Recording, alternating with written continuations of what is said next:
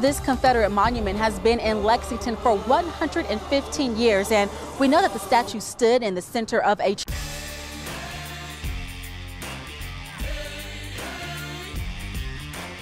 Downtown Greensboro is picking up the pieces after George Floyd protests overnight, giving you a look at the damage right now. Someone took a news guide that was standing here and threw it into this window, causing all of this damage. Let go of me! Let go of me! I got it. He's behind me! Is Mr. Harvey indeed the man that police were looking for? The answer is no. He is not the suspect in that case. What's the message that you want to deliver to people of color? My message is come learn more about your police department. A section of Elm Street in February One Place in downtown Greensboro is back open after being closed since Friday, giving you a look for yourself. As you can see, there's a newly completed Black Lives Matter mural. Hundreds to thousands of people are expected to participate in a unity prayer parade. We're going to walk around downtown Greensboro, and we're going to come back and worship more and take communion together, just to get that unity spirit back. It's hard to find support as a Black person. A Census Bureau survey finds anxiety and depression spiked for Black Americans after the police killing of George Floyd. About 41% reported significant signs of mental health concerns.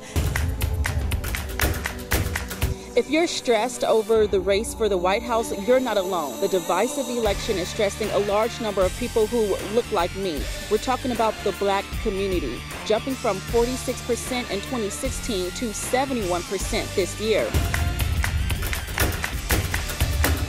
The race to the White House is on, and Democratic presidential candidate Mike Bloomberg is vying for votes right here in the Triad. This morning, the Bloomberg campaign held a rally at the Cadillac Service Garage event venue on Market Street in Greensboro. Presidential candidates Bernie Sanders and Amy Klobuchar will be fighting for votes. He will be holding a rally and march this morning at the Gaines Center on the campus of Winston-Salem State University. Senator Amy Klobuchar, she's scheduled to hold a roundtable discussion on voting rights this morning at the International Civil Rights Center and Museum in downtown Greensboro. No matter who you voted for in the 2020 presidential election, you cannot deny this history-making moment.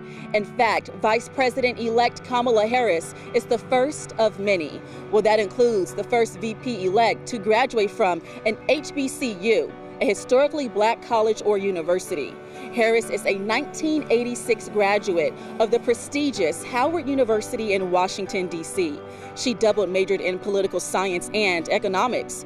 Harris also became a proud member of the illustrious Alpha chapter of Alpha Kappa Alpha Sorority Incorporated. Students and alum at Howard University, North Carolina A&T, and other HBCUs across the nation can now look at the VP-elect and say the same thing. She looks like me.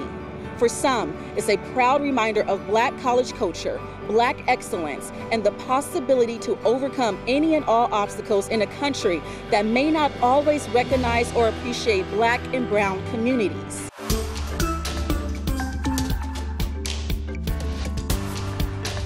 Today marks the 155th anniversary of Juneteenth. The Black community has been celebrating Freedom Day for years, but Juneteenth remains largely unknown to most Americans. Well, right now you're looking at video of cities and towns celebrating Juneteenth in previous years before the COVID-19 pandemic. We're doing a dance, Lamban, this morning. This dance is from Guinea, West Africa, and it's the dance of the griots. Today, we're going to tell a story of peace.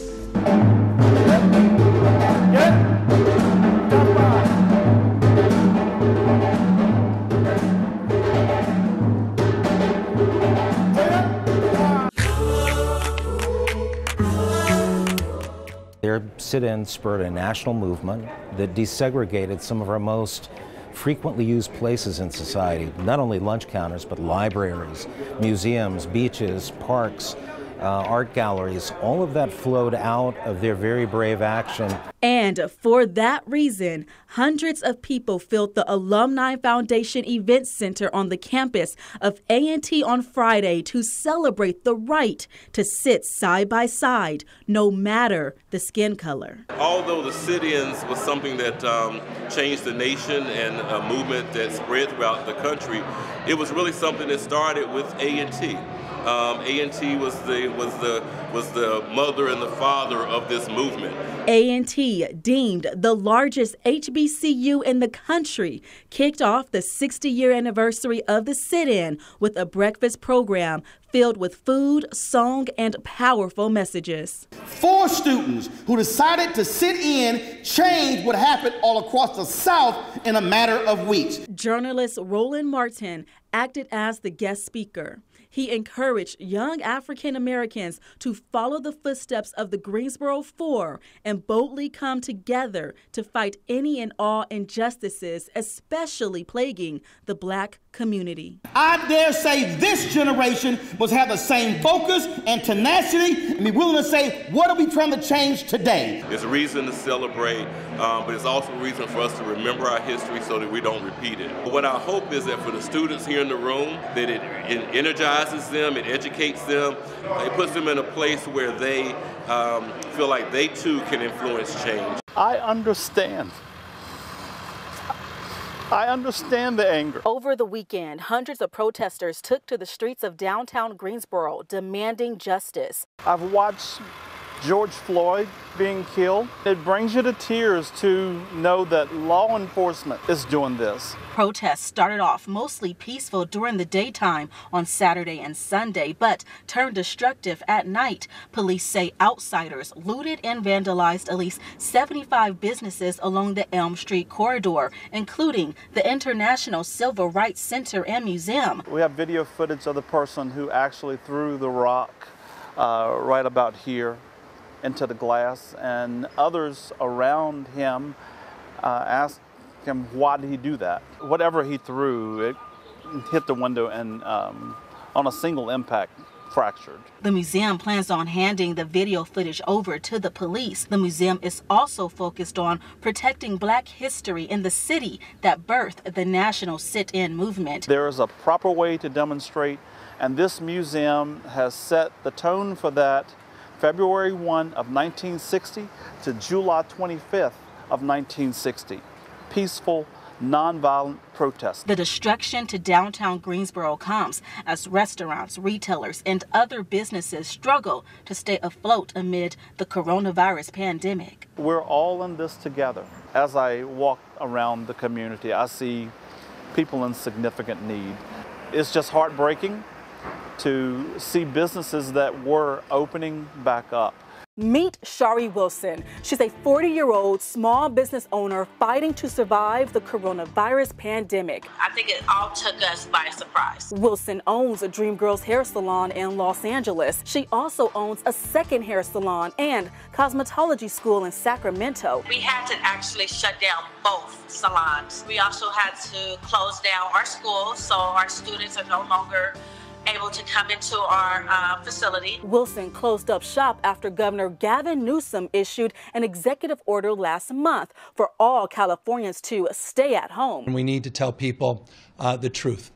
We need to bend the curve in the state of California. As part of the statewide order, non-essential businesses are closed until further notice. The SBA says there are 4 million small businesses in California with 7 million employees. In response to the financial crisis, Wilson applied to the Paycheck Protection Program. It's an SBA loan to help businesses keep their workforce employed. We all got emails saying the funds have ran out. I can't continue to pay and give that I don't have myself.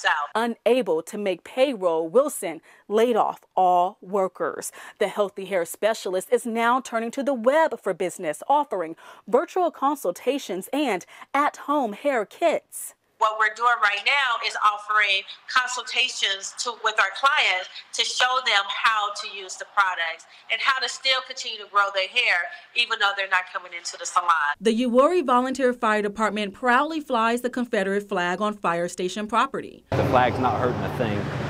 We are not a racist department. We are not in any way members or department as a whole. Montgomery County Commissioners, however, say the flag is divisive. The Board of Commissioners stated their position that they did think the flag was inappropriate and requested the fire department for it to come down. County commissioners gave volunteer firefighters an ultimatum. In a written letter, commissioners say firefighters will lose full funding unless the flag is removed. The county says firefighters will only receive money for fuel and maintenance for 2 county-owned fire trucks. We're not looking for restrictions. We're looking for support from the county. We're not getting paid. We're volunteering all of our time and energy to keep our community safe, and this is the thanks we get, is the way the fire department feels. The Board of Commissioners recognize the position they are in to find a middle ground to send the appropriate message in relation to that flag, and yet at the same time not to jeopardize the well-being of the residents of Montgomery County. We'd love to work with the county and for them to support us, but we don't feel like we're going to move on the issue of taking down the flag. We're not going to move on the issue of taking down the flag.